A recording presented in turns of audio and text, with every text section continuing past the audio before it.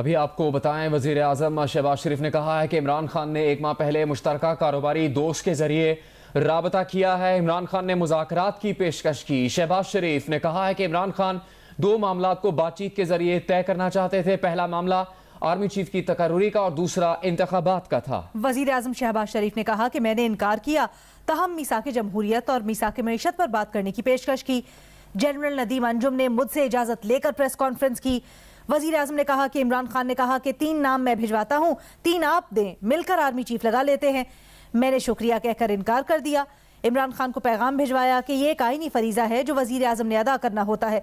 जैसे आपने बाजवा साहब को तौसीह दी थी, वैसे ही ये फर्ज अब भी अदा होगा। लाहौर में वीलॉगर्स से वजीर आजम शहबाज शरीफ ने मुलाकात में गुफ्तगू करते हुए कहा है कि इमरान खान ने एक माह पहले मुश्तरका कारोबारी दोस्त के जरिए राबता किया। इमरान खान ने मुज़ाकरात की पेशकश की।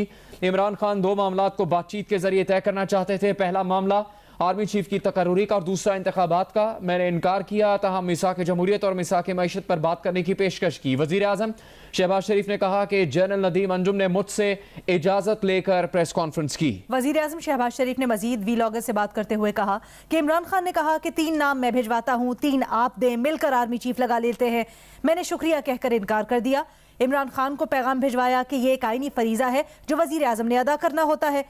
जैसे आपने बाजवा साहब को तौसीह दी थी, वैसे ही ये फर्ज अब भी अदा होगा।